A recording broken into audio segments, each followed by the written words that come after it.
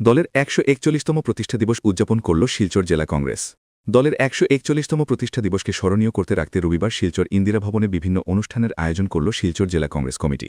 আজকের এই দিনে ১৮৮৫ সালে বোম্বে অধিবেশনে কংগ্রেস দল প্রতিষ্ঠিত হয়েছিল। তৎকালীন সময়ে দলের প্রথম সভাপতিত্ব করেন ডব্লিউসি ব্যানার্জি। প্রতিষ্ঠা দিবসকে মাথায় রেখে এদিন দলীয় কার্যালয়ে ভারপ্রাপ্ত সভাপতি সীমান্ত ভট্টাচার্য দলীয় পতাকা উত্তোলন করেন। পরে শহীদ বেদিতে মাল্যদান ও পুষ্পার্ঘ্য অর্পণ করেন দলের বিভিন্ন স্তরের কর্মীরা।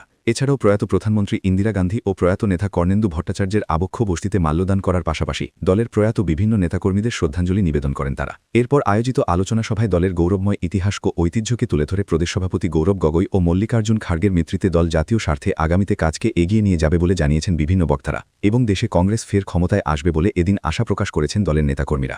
নমস্কার। আজ আপনারা জানেন আমাদের জাতীয় কংগ্রেসের বড় আনন্দের দিন। আজকে আমাদের জাতীয় কংগ্রেসের ১৪১তম প্রতিষ্ঠা দিবস। এই দিবসেই ১৮৮৫ ইংরেজিতে বোম্বে অধিবেশনে আমাদের কংগ্রেস দল প্রতিষ্ঠিত হয়েছিল, আজ থেকে ১৪১ বছর আগে। এবং প্রথম সভাপতি হয়েছিলেন ডব্লিউসি ব্যানার্জি, তিনি ছিলেন জাতিতে ইংরেজ এবং খ্রিস্টান। দ্বিতীয় হয়েছিলেন আমাদের দাদাভাই নরৌজি, তিনি ছিলেন পার্সি। তৃতীয় হয়েছিলেন আমাদের বদরুদ্দিন তাইয়বজি। তারপরে হয়েছিলেন ১৮৮৮ খ্রিস্টাব্দে আমাদের হয়েছিলেন জওহর নেউল, আমাদের চতুর্থ সভাপতি হয়েছিলেন। এইভাবেই সমস্ত পরপর সভাপতিরা কংগ্রেস দল রক্ষা করেছেন।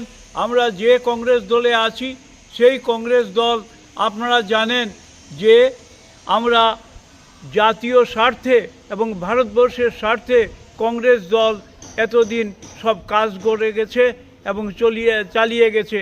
কংগ্রেস দলে কোনো জাতিভেদ নাই, সব জাতির জন্য দরজা খোলা। সব জাতি, ধর্ম, সম্প্রদায়, মানুষকে নিয়ে কংগ্রেস চলতে চায়। আমরা আজও আমাদের বর্তমান গৌরব গগৈয়ের নেতৃত্বে, আমাদের মল্লিকারঞ্জন খাড়গের নেতৃত্বে কংগ্রেস আমরা আজও চালিয়ে যাচ্ছি।